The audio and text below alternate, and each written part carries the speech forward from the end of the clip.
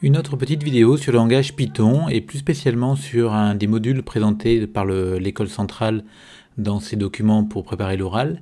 Donc là, je vais m'intéresser au fichier analyse numérique, donc AN, et plus spécifiquement aux documents, enfin aux quelques lignes concernant le module cp.integrate, qui est celui qui honnêtement on utilise le plus dans les exodoraux.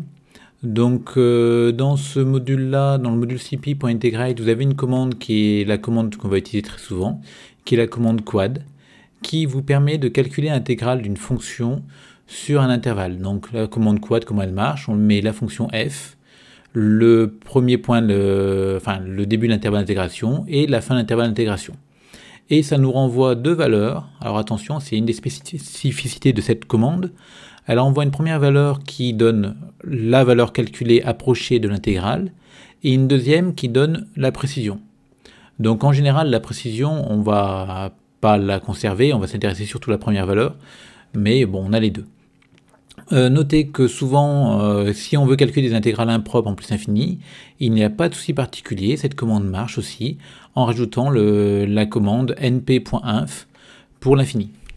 Donc le souci principal qu'on va avoir avec cette commande-là, c'est souvent de définir une fonction. Donc pour définir une fonction, vous avez deux techniques. La technique qui est celle présentée dans l'exemple, donc on définit f de x et on dit qu'elle renvoie ça. L'autre technique qu'on peut utiliser, c'est une technique consistant à utiliser la commande lambda.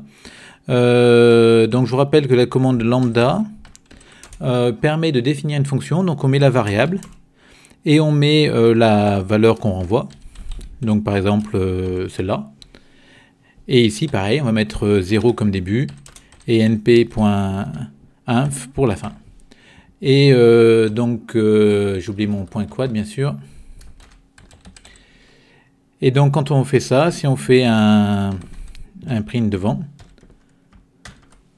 ça nous renvoie la valeur, donc la valeur 1. Et c'est à 10 moins 11 près, donc globalement, c'est relativement précis, donc tout va bien.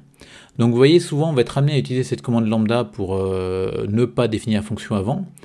On peut s'intéresser bien sûr à utiliser cette fonction-là pour faire des trucs assez évolués. Donc par exemple, imaginons que je veuille tracer la fonction gamma. Donc la fonction gamma, dans un premier temps, je vais définir une fonction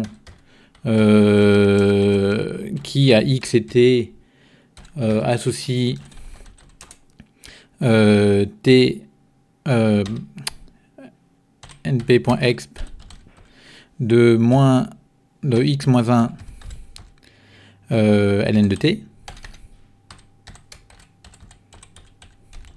Donc pour le t puissance x moins 1 fois exponentielle moins t. Donc voilà ma fonction, la fonction qui est à l'intérieur de l'intégrale.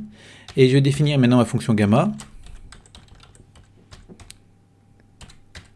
en disant que je vais renvoyer intègre.quad de lambda t de point f de xt. Donc là, je crée ma fonction qui est à t associe f de xt. Donc vous voyez, je me sers de la fonction lambda, ça m'évite bien d'avoir à redéfinir cette fonction séparément. Et je mets les bornes, donc 0 et l'infini. Et du coup, j'ai ma fonction maintenant lambda qui est définie, je pourrais tracer son tableau de variation. Donc on peut vérifier, par exemple, on sait que gamma de 2 devrait faire factoriel 1. Donc on va vérifier si ça marche. Alors j'ai fait une bêtise, j'ai oublié mon fois, bien sûr. Ici. Là j'ai dû faire une faute de frappe. Oui, je ne sais pas pourquoi le t n'est pas passé. Et donc on retrouve bien notre valeur étant égale à factoriel 1, donc vous voyez 0,999999, donc ça fait 1, et donc tout va bien. Donc à l'aide de ce genre de choses, on peut tracer derrière la fonction gamma.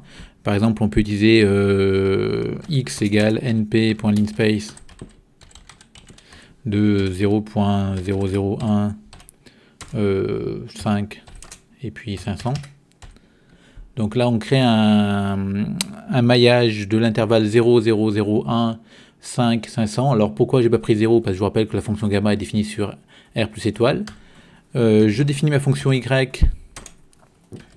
mes ordonnées, pardon, égale donc gamma de x for x in x. Donc pareil, je prends toutes les valeurs présentes dans la liste x, je calcule leur image et je forme du coup la liste des images.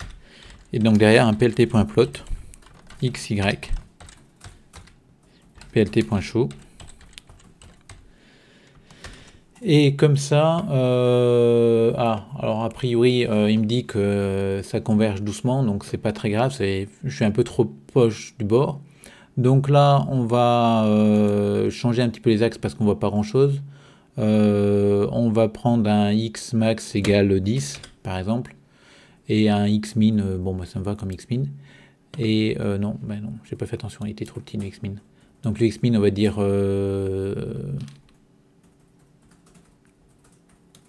le y min, on va dire 0. Oula, pardon. Et du dessus. Et on obtient la courbe de la fonction gamma. Et on voit bien, comme on a vu dans l'exo, je sais plus lequel c'était, je crois que c'était 866, je dirais. Je sais plus.